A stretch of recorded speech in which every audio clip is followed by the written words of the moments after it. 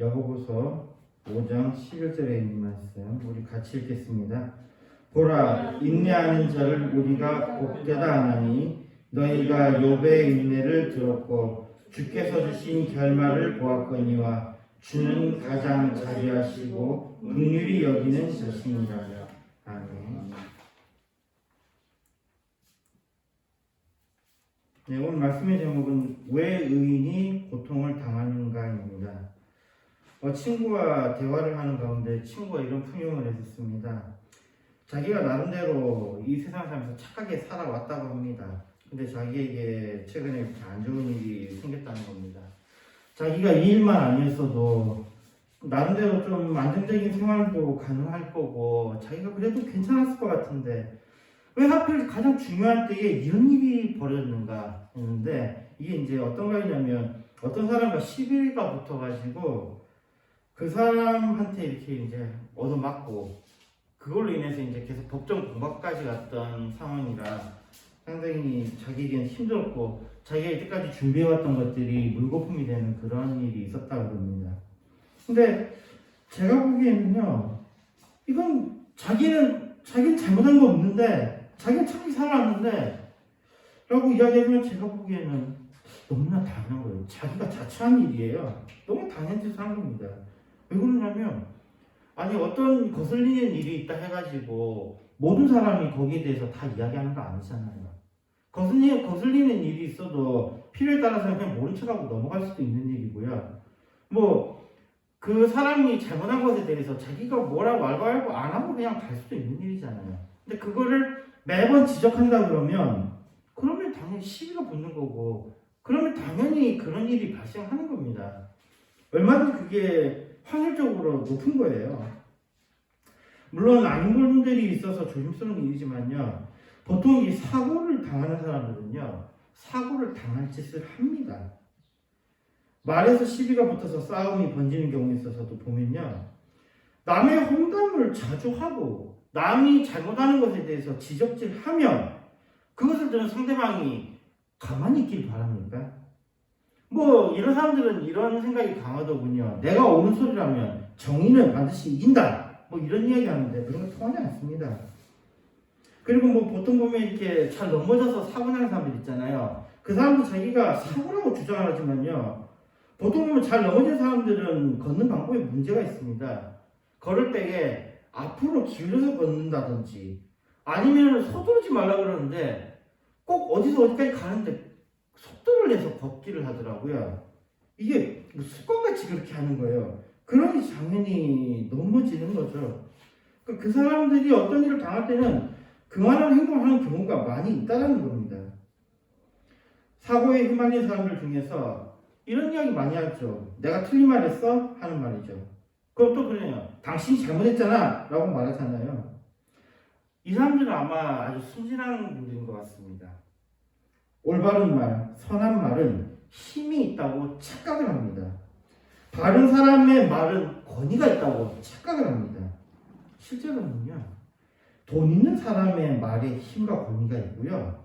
권력 있는 사람의 말에 능력이 있습니다. 정의나 의로움이 아니에요. 친구의 이야기는 반진담 반농담으로 이야기한 것이지만요. 의인의 고난에 대해서 이러한 논의는요. 그 전통이 굉장히 오래된 논의 중에 하나입니다. 한국말에는 고난과 고통을 구분하기도 합니다. 이 고통은 몸과 마음이 느끼는 아픔, 고통이죠. 아픔이고요. 고난은 이 아픔을 유발하는 원인이나 상황을 보는 경향이 있습니다. 그래서 이것을 섞어 쓰기도 하죠. 오늘 우리 제목에 고난이 아닌 왜 의인이 고통을 당하는가라고 고통을 언급한 것은 우리에게 직접적으로 느끼는 것은 이 고난이 아니라 고통이기 때문입니다. 우리가 이걸로 인해서 아프다라는 거예요. 불편하다라는 겁니다. 이론적이면 형이상학적인 논의가 아니라 우리의 삶에서 정말로 겪는 고통에 대한 이야기를 부각시키고자 합니다. 우리가 당하는 고통에 대해서 가장 많이 언급되는 것은 우리가 잘못을 저지른 것에 대한 신의 응징이라는 것입니다. 그런데 이 응징을 당할 잘못을 하지 않았는데 자신은 의로운 사람인데 왜 고통을 당하는가? 그래서 이것은 그들에게는 억울한 질문이 되는 것입니다. 그런데 가장 중요한 것이 있습니다. 그것은 전제가 잘못됐다는 거예요. 자신이 의롭다고 착각하고 있는 겁니다. 인간은 의문자가 없습니다. 로마서 3장 10절에 보면요. 기록된 바 의인은 없나니 하나도 없으며 라고 되어 있습니다. 결론적으로 의인이 왜 고통을 당하는가의 대답은 처음부터 의인이 없었고 그러므로 의인이 고통을 당하는 일은 이 세상에 없습니다. 의인이 고통을 당한다고요? 이 세상에 그런 일은 없어요. 왜 의인이 고통을 당하는가의 질문은 그냥 비문입니다. 말이 안 되는 문장이에요. 성경에 의인의 고통에 대해서 다루는 말씀으로 많이 언급되는 게 욥기가 있습니다. 욥기 1장 1절에 보면요. 우스 땅에 욥이라 이름하는 사람이 있는데 그 사람은 순전하고 정직하여 하나님을 경외하며 악에서 떠난 자더라 라고 되어 있습니다. 이 부분을요. 일단 로마서 우리가 앞에 읽었던 로마서 3장 10절에 보면 이게 의인이라고 하는 부분이 헬라어 부분에 이래 되어 있습니다. 그러니까 로마서 3장 10절에 헬라어로는요. uk estin dikaios ud eis로 해서 dikaios라는 단어가 나옵니다. 그리고 욥기 1장 1절에 그 히브리어본 말고요. 헬라어본을 보면요. 헬라어본에 kai and ho anthropos ekeinos 알레티노스 아멘파토스 디카이오스라는 나옵니다. 디카이오스 테오세베스 이렇게 나옵니다. 여기 보니까 같은 디카이오스라는 의라는 단어를 쓰고 있습니다. 그러니까 성경에 보니까 앞에 로마서에서는 의인이 없나니 아까 디카이오스잖아요. 의인은 없나니 디카이오스는 없는데 근데 여기 보니까 욥기 1장에 욥에 대해서는 이 사람이 어떻다고요? 디카이오스 의로운 자라고 해놨어요. 우리 한국어 번역에는 정직하여라고 이렇게 번역이 되어 있는데요. 이 부분이 디카이오스입니다. 이 디카이오스가 있으니까 동방의 의로운 자라고 우리가 보통 욥을 이야기할 수 있는 거예요. 분명히 거기 나와 있잖아요. 디카이오스라고요. 동방의 의로운 자라고 알려진 그는 로마서의 의로운 자와 같은 단어를 쓰지만 근데 여기에는 그 의미가 같은지에 대해서는 또 이걸 다른 이야기가 된다는 얘기입니다. 구약의 의로운 자라는 표현 속에는요. 하나님에 대한 절대적인 신뢰, 즉 믿음에 있는 것이기 때문에 로마서의 의인과는 다른 맥락으로 봐야 옳은 것입니다. 구약에서 의인에 관한 이야기를 할 때에 그들이 하나님을 신뢰하는 것 그리고 거기에도 보면은 욥기에서도 보면 그 부분에 중요한 문장이 있잖아요. 테오세레스거든요. 테오세레스. 하나님을 경외하는 테오세레스. 하나님을 경외하다라는 말이 반드시 붙기 때문에 거기에 디카이오스라는 말이 붙을 수 있어요. 그 이야기는 지금 우리도 의인은 없나니 하나도 없는데 우리가 어떻게 되는 거예요? 의롭다 칭함을 받을 수 있잖아요. 우리 역시도 디카이오스가 될 수 있어요. 어느 때요? 예수 그리스도를 믿을 때요. 그러니까 욥기에 나오는 이 디카이오스와 로마서에 나온 이 디카이오스는 다른 의미라는 이야기입니다. 그러고 보니 우리는 또 다른 잘못된 전제를 가지고 있는 듯 합니다. 이 고통에 대한 잘못된 전제입니다. 이 고통에 대해서 사람들이 생각하기는 고통은 죄의 증거임의 결과다라는 겁니다. 고통이요. 자, 욥기를 보면은 이 회개를 촉구하는 욥의 친구들이 등장합니다. 욥이 갑자기 막 어려움을 당하고 고난을 당하고 고통을 당할 때에 욥의 친구들이 나와서 그에게 여러 가지 반론합니다. 그가 고통을 당하는데 친구들이 와서 그가 죄를 지었기 때문에 이 고통을 당하는 것이라고 했고 이 우리가 웬만한 사업장에 보면 욥 말씀 있잖아요. 욥기 8장 7절에 보면요. 내 시작은 미약하나 내 나중은 심히 참되리라. 이 말씀이 무슨 의미인지 아세요? 이 수아사람 빌닷이 욥에게 한 말인데요. 무슨 이야기냐면 욥이 네가 죄를 지었으니까 지금 이 고통을 당하는 거야 라고 하는 겁니다. 근데 욥이 거기에 합당한 게 아니에요. 그러면서 이 빌닷이 하는 이야기가 네가 지금 하나님께 네 죄를 고하고 네가 다시 하나님께로 돌아오게 되면 그때에 하나님께서 지금 네 시작은 미약하겠지만 네 나중은 심히 창대하게 하나님께 하실 거야. 그러니까 네가 회개하고 돌아와 라고 비아냥거리는 겁니다. 시작은 미미하지만 심히 창대하게 하실 것이라고 헛소리하는 거예요. 이 이야기는 그런 의미입니다. 여기 지금 당하는 이 고통이 그의 죄의 결과물입니까? 아니라는 거예요. 수아 사람 빌닷은 완전히 잘못된 전제를 가지고 이야기합니다. 근데 그 빌닷의 이야기가 그 사람만의 이야기가 아니라는 거예요. 우리도 똑같이 그러잖아요. 우리도 누군가 고통을 당하면 네가 죄를 지어서 네가 잘못했으니까 그런 거 아니냐고 우리가 그렇게 이야기한다는 거예요. 그러니 이딴 이야기를 하죠. 내 시작은 미약하였으나 내 나로 심히 창대하리라. 네가 지금 네 죄를 고하고 네가 하나님께 다시 되돌아온다면 지금 네는 이렇게 미미하지만은 나중에 네 나중은 창대할 거야. 그런 헛소리를 한다는 거예요. 사실 욥은 그 친구들이 말하는 잘못을 저지르지 않았습니다. 구약은요, 하지 말 것에 대해서 말씀하기에, 즉 율법적인 것이 부각되기에, 그래서 처음에 자신의 의로움을 욥은 주장합니다. 그럼에도 불구하고 욥이 나중에 회개하는 장면이 나오죠. 욥기 42장 6절입니다. 그러므로 내가 스스로 하나고 티끌과 재 가운데서 회개하나이다. 의로움은 하나님에 대한 믿음 없이는 성립할 수 없는 것이며 그가 하나님께 죄를 지었다라고 하는 것은 그가 악한 일을 행한 것이 아니라 하나님께 원망한 것, 하나님에 대한 믿음이 흔들린 것에 대해서 그가 회개하고 있었다라는 것입니다. 의인은 없고 하나도 없습니다. 그래서 의인이 고통당한다라는 말은 의미 없는 비문입니다. 이것은 또 다른 관점인데요. 하나님의 믿음이 의로움의 한 부분이라고 했다면 하나님에 대한 믿음에 대해서 사단은 다른 이야기를 합니다. 욥기 1장 9절에서 11절에 보면요. 이렇게 되어 있습니다. 사단이 여호와께 대답하여 가로되 욥이 어찌 까닭없이 하나님을 경외하리까? 주께서 그와 그 집과 그 모든 소유물을 사늘로 두르심이 아니니까? 주께서 그 손으로 하는 바를 복되게 하사 그 소유물로 땅에 널리게 하셨음이니이다. 이제 주의 손을 펴서 그의 모든 소유물을 치소서. 그리하면 정령 대면하여 주를 욕하리이다. 이 욥의 의로움, 즉 하나님을 신뢰하고 믿음은 주께서 베푸신 은혜 때문이라는 것이 사단의 입장입니다. 즉 그의 고통은 사단의 시험이라는 것입니다. 우리가 어떤 일에 고통을 당할 때 사람들이 많이 하는 착각 중에 하나가 이겁니다. 네가 고통당하는 거는 자, 첫 번째는 네가 죄 때문이야. 근데 죄 때문이 아니라 그러면 두 번째는 뭐라고요? 사단의 시험이야 라는 겁니다.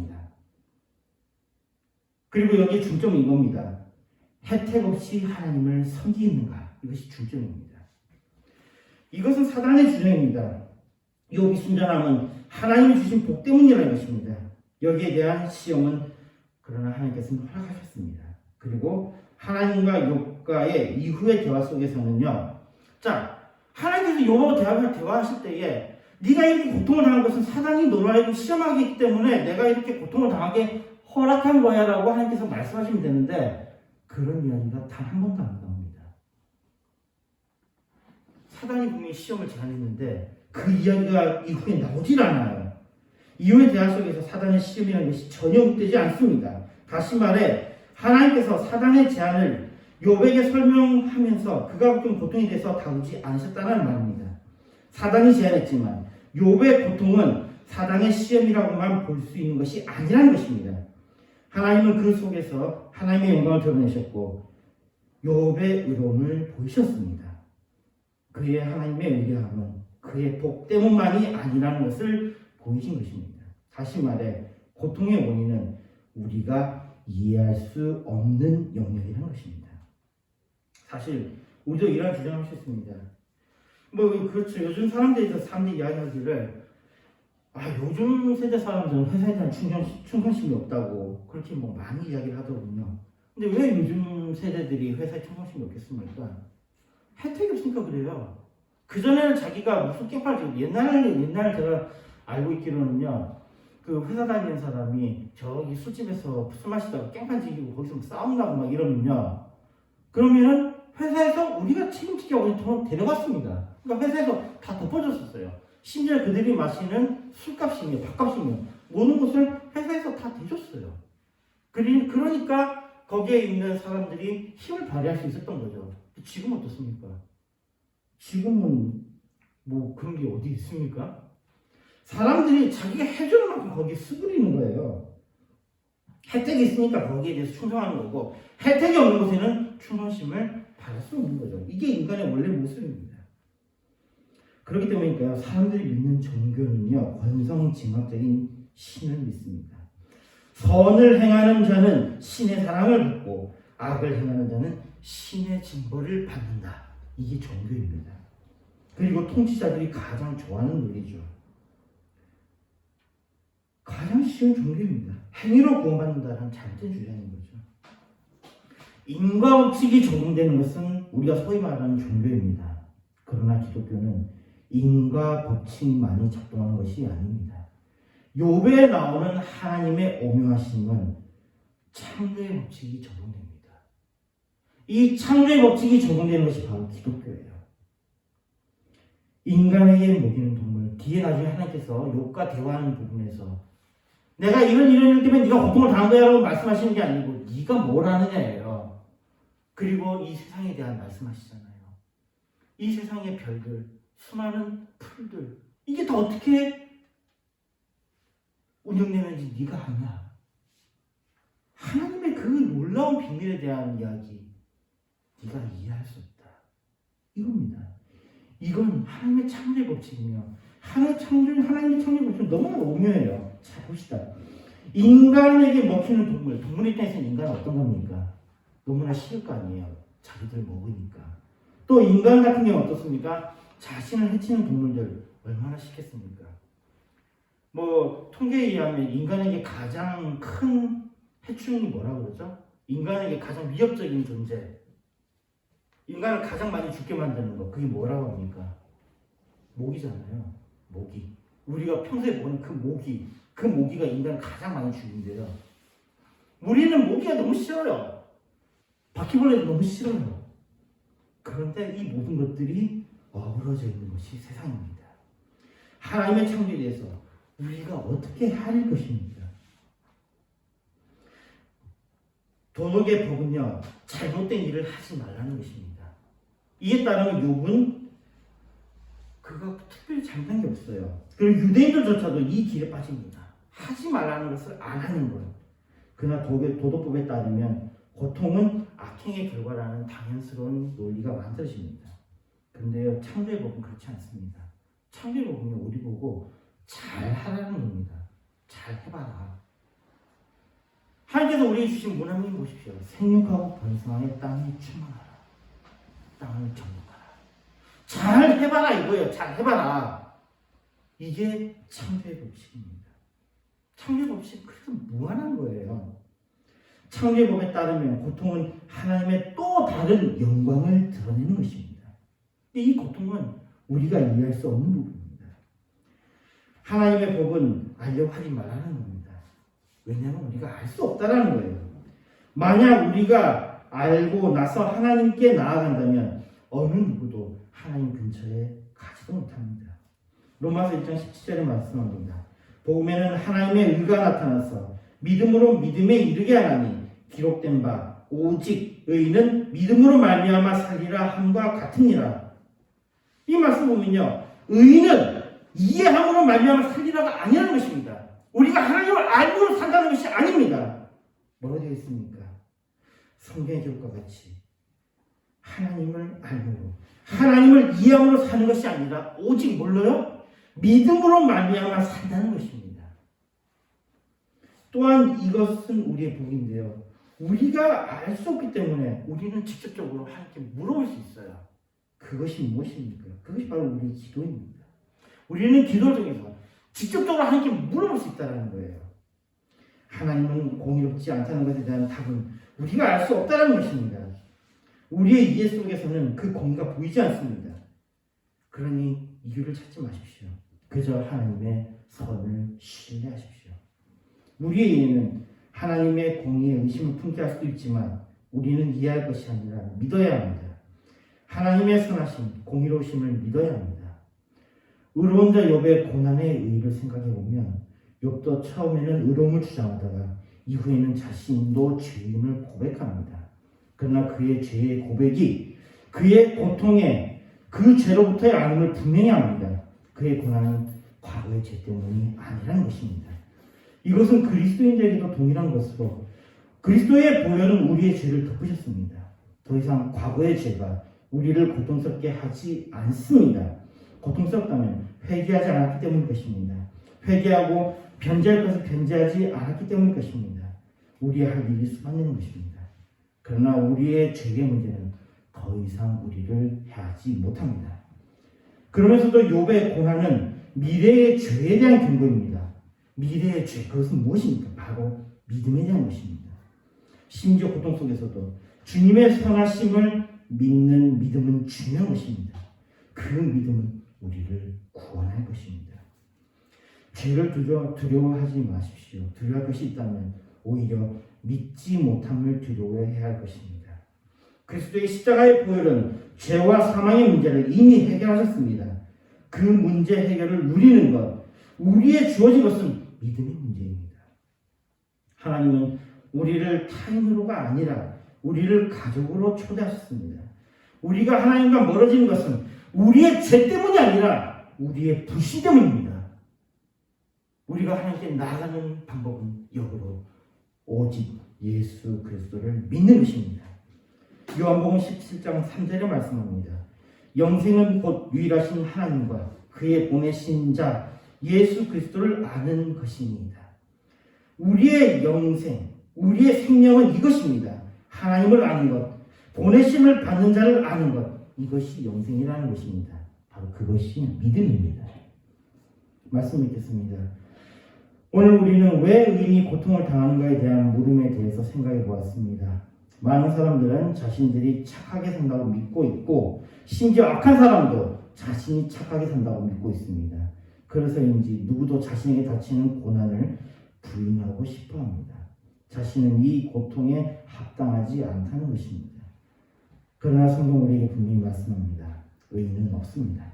단 한 사람도 없습니다. 그러므로 누구도 고통으로부터 자유할 수 없습니다. 만약 스스로가 자신에게 왜 이런 일이 일어나는가를 묻는다면 그 사람은 스스로를 속이는 자이며 하나님을 속이는 자입니다. 다시 한번 강조하지만 의인은 없습니다. 당신도 저도 누구도 의인이 아닙니다. 누구도 왜 의인이 고통을 당하는가에 대해서 질문해서는 안 됩니다. 그와 함께 하나님에 대해서 알기를 원하는 것은 좋은 것입니다. 그리고 그분을 알아가야 합니다. 그러나 그분을 알아야 믿는다는 생각은 버리십시오. 하나님의 계획은 측량할 수 없습니다. 누구도 하나님의 크신 뜻을 헤아릴 수 없습니다. 우리가 하나님을 안다는 것은 그분을 믿는 것입니다. 하나님을 믿는다라는 것은 그의 보내신 아들 예수 그리스도를 믿는 것입니다. 우리의 고통은 하나님의 크신 뜻 안에서 우리에게 향하신 하나님의 선하심을 나타내는 것이 될 것입니다. 그래서 오늘 본문 말씀 야고보서 5장 11절과 같이 보라 인내하는 자는 우리가 복되다 하나니 너희가 욥의 인내를 들었고 주께서 주신 결말을 보았거니와 주는 가장 자비하시고 긍휼히 여기는 자십니다. 우리에게 인내가 요구됩니다. 우리가 고통을 인내하면 우리를 향하신 하나님의 뜻을 믿기 때문입니다. 연약한 우리에게 욥의 인내를 들려주셨고 주님께서 욥에게 베푸신 그 은혜의 결말을 우리는 보았습니다. 주님의 자비와 긍휼이 삶에서 우리를 구원하셨고 그래서 주변 사람들에게 마치 우리가 복을 받은 것처럼 그런 모습을 보이게 하셨고 무엇보다도 우리의 영혼을 구원하심으로 우리에게 평안과 소망을 전하셨습니다. 고통 가운데 있습니까? 고난 가운데 있습니까? 우리는 의인이 아니기에 더 이상의 질문은 의미 없습니다. 그러나 하나님의 선하심과 공의는 우리를 반드시 복주시고 복주실 것입니다. 우리의 고통은 귀로만 들었던 주님을 눈으로 배울 수 있는 은총의 계기가 될 것입니다. 주님의 참 평안을 누리는 우리가 되기를 소망합니다. 욥기 42장 5절의 말씀입니다. 내가 주께 대하여 귀로 듣기만 하였었더니 이제는 눈으로 주를 배운다이다. 아멘. 기도하겠습니다. 하나님 아버지 감사합니다. 우리의 삶에서 큰 변화가 있게 하여 주시고 오직 우리의 삶에서 예수 그리스도를 믿는 믿음이 앞서게 하여 주시옵소서. 예수님으로 기도했습니다. 아멘. 찬송가 458장 부르면서 준비하신 헌금하시겠습니다.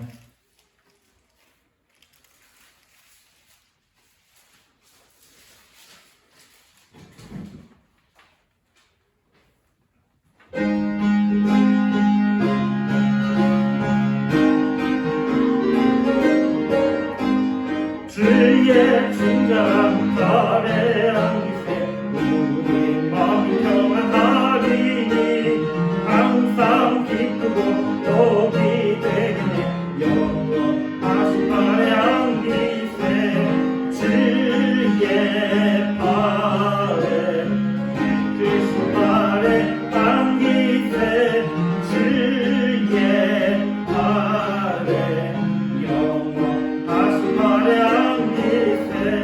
나비 갈수록 주의 사랑이 광명하게 비치고 천성 가리니 병이 가리고 영원하신 발에 안기세 주의 발에 크신 발에 안기세 주의 발에 영원하신 발에 안기세 주의 보다는 나갈 때에 기뻐하는 소리 외치고 덕과 그결은 없어지니 영원하신 발에 안기세 주의 발에 크신 발에 안기세 주의 발에 영원하신 발에 안기세.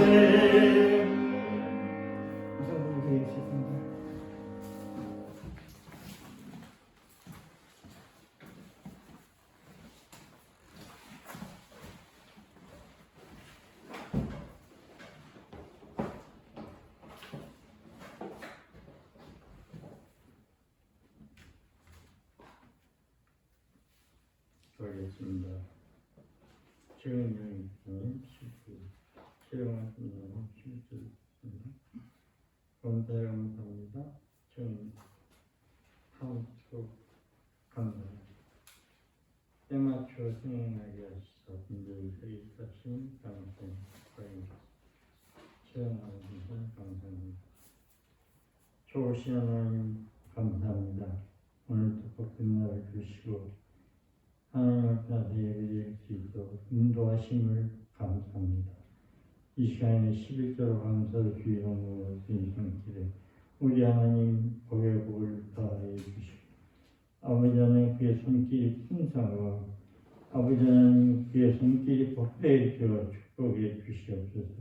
이 예물을 쓰여지는 것이 하나님 나라에 합당하게 사성되게 하시고 사람 살리고 영원 사역의 생명 살리는데 장변 예물이 되도록 특별히 예물을 관리하는 손길에 우리 하나님 지혜명철 성령을 주셔서 하나님이 기뻐하는 그런 예물 되도록 주님 사랑하게 하여 주옵소서. 예수님의 이름으로 기도드리옵나이다. 아멘. 선언 3장입니다.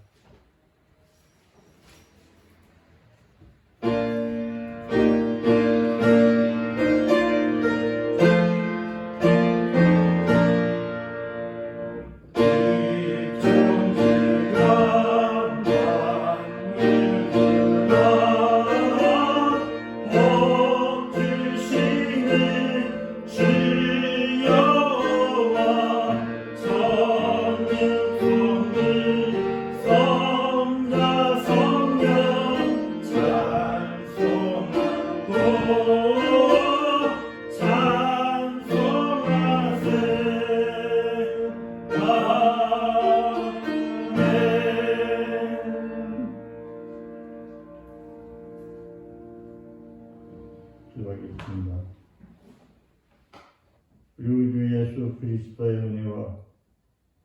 크신 하나님의 사랑과 성령님의 교통하심이 오늘 예배드린 모형께 사랑 성도들 머리 위에 가정 위에와 하늘 위에 전 세계 예수 이름 예배드린 자들 머리 위에와 가정 위에와 하늘 위에 전도받아서 구원받을 자들 머리 위에와 가정 위에와 하늘 위에 이제부터 영원토록 항상 함께 있을지어다. 아멘.